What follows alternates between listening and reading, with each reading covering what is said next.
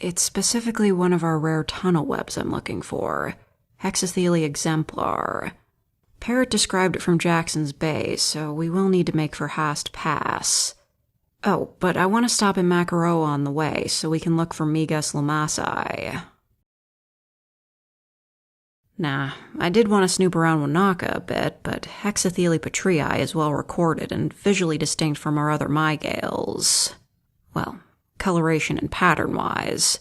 You know what I mean. Frankly, the fact that Hexathele petrii cannot be distinguished easily from other Hexathele by genitalia is one of the few justifications for rejecting Delma's wider synonymy within the genus. Oh, I just like visiting Wanaka. The lake is beautiful and we'll be surrounded on all sides by mountains. I like it. It's like my great ancestors are cradling me. Gross, don't call me that. No, it's why I hate visiting Christchurch. So flat. I don't feel safe on flat land. Or if I can't see water. Frankly, even the concrete to greenery ratio of Christchurch makes me uncomfortable. Well, we have to pass near Wanaka anyways, and it's the last rest stop area before we arrive in the Hast. Believe me, once we hit the Hast, it's nothing but roaring rivers and misty rain. You are gonna want to make a pit stop first. Probably a good idea to get snacks, too. Oh, you always buy your goods on the East Coast here. The price ramps up once you hit the West Coast. It's very isolated, and the only way through is these narrow mountain passes. You'll thank me once we get to the holiday camp, believe me. Nope, gotta keep my eyes out the side window. I used to get really carsick as a lass. I'm way better than I used to be, but on these long-distance trips... God damn it. Well, that's that then. My gut's gonna be churning the whole trip now. No, keep distracting me. Once it starts, I need every distraction I can get to take my mind off it. Well, I used to imagine a monster running alongside the side of the car. It was like a magic trick, you know? I could go an hour or two on the road, no issues. For longer distances, the trick was scoffing strong mints. Speaking of... You want?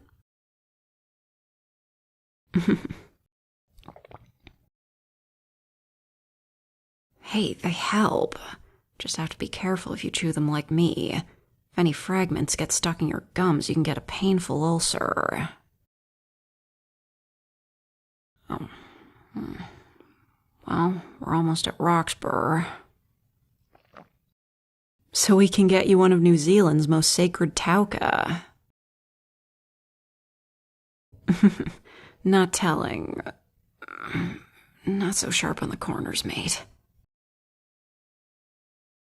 You can guess. I know you've been resistant to trying one since you got here, but it's a crucial staple of the Kiwi diet. Oh, but you have to. How can you come to New Zealand and not try a proper pie? Oh, there it is. Pull over. If you're gonna have just one pie in your life, it has to be a Jimmy's. Oh, hush. Once I get you in the door, the smell will do the rest. Come on. Oh, man. Get a whiff of that. Puff pastry, mate. My calorie count is crying already.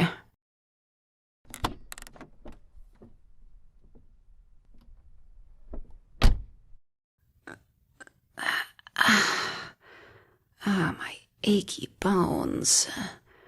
Don't ever get old, mate. Ever the charmer. Make sure you read the paper on the outside of the pie. It'll tell you what the meat is inside.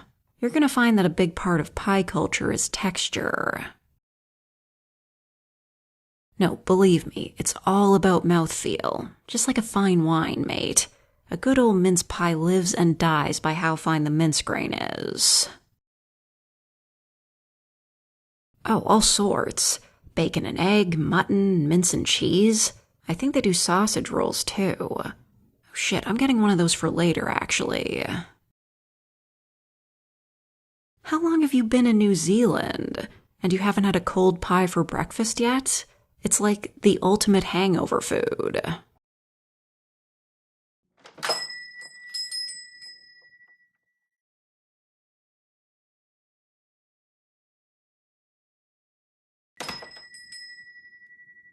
Potato top? Shepherd style? I knew you were weird. I'm just teasing. Mostly.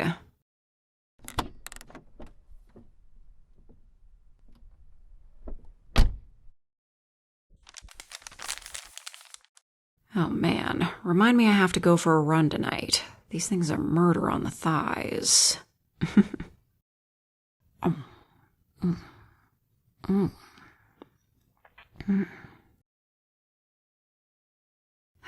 Yes, that hit the spot. Well, what do you think? Told you. Alright, let's make tracks then. Still a long ways till we hit the Hast. You know, I've never actually been to the Hast before. It's one of the most remote areas in New Zealand. We will have to pass under the shadow of Tititia, one of the great chieftains. Oh, it's beautiful from what my uncle has told me. Mountains and rainforests cut through by braided river systems, all teeming with life and mana. One of the few places you can still collect ponamu without seeking local iwi permits. The only rule is you have to be able to carry it from the river by yourself. Between you and me, my uncle caught some cheeky pakeha carting small boulders of greenstone from the river in a boat, which is both illegal and a great way to get oneself cursed. My uncle confiscated the ponamu as is protocol, but you can't just put it back in the river unless you know exactly where it was taken from. Once the stones are disturbed, you can't just throw them back or you'll be cursed. That's why we have so many rules around New Zealand waterways. I know you pakeha mean well, but you don't understand how dangerous disturbing the river spirits can be, you know? Hey, it's important stuff. I think, historically speaking, a ponamu collected from a specific river could protect from that river's associated taniwha. In modern times, a ponamu is supposed to prevent any spiritual mischief in general. I know I feel safe wearing mine, but I feel there's something even further back there, you know? Yeah, I mean specifically for the old tribes, the Waitaha and the Kati Mamoi. You've heard me give my mihi before, right? I mentioned Auraki, right? That's because Auraki is our great ancestor. It's important because unlike the northern iwi who descend from Tu or Tane Mahuta, Auraki predates Raki and Papa's union. Greenstone comes from Papa Tuanuku. It's her flesh, so to speak. Because we come from outside Papa's influence, I think ponamu is how we connect to her. Sorry, didn't mean to get heavy on you there. It's a good story anyways, don't you think? Plus, technically, I'm a demigoddess in that story, right? I mean, the blood's probably rather diluted at this point, but I'm kinda tall for a chick, right? Sorry, I got sidetracked. My uncle confiscated a bunch of greenstone boulders, which means when we get to his motor camp, we'll be able to snag some. From what he said on the phone, it sounds like he has 12 or so boulders, each between 4 and 6 kilograms. Decent-sized stuff. No, he blessed it before he would let it anywhere near his camper. You don't mess around with greenstone, mate. You have to take it to a river and submerge the stone while saying a prayer. It's serious business. Most people in the know will take their ponamu to the local river and re-bless it if they didn't personally witness the blessing ceremony themselves. You can't be too careful, you know? Well, as long as it's given as a gift, you're generally safe. My uncle will be giving it to me as a gift, and, well, I was sort of planning on giving you one. I mean, you wouldn't object, right? I guess I would be more surprised if you weren't wary after all that talk. It's a really beautiful stone, though. Once we get back home, I'll show you how to polish it, right? Once you get it all glossy, it's like dark green glacial ice, the very image of the river captured in stone. Nature's poetic like that sometimes. Oh, you dick, I was doing so good, too.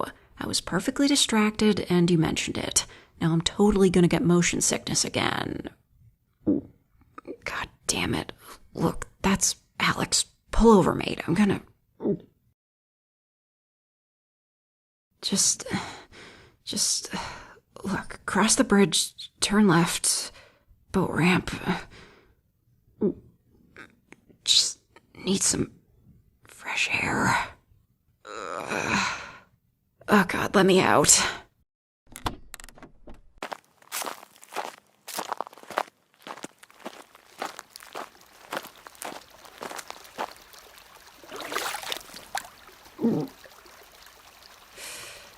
Don't look.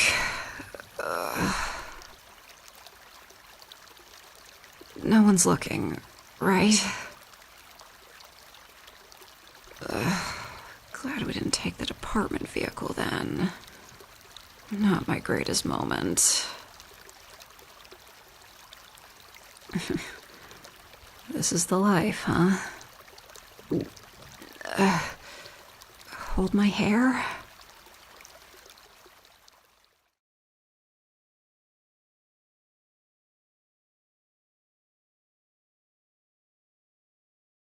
Yeah, sorry, man. I don't have anything to crunch for the mints. I don't eat hard candy. Meet me in the mush pit.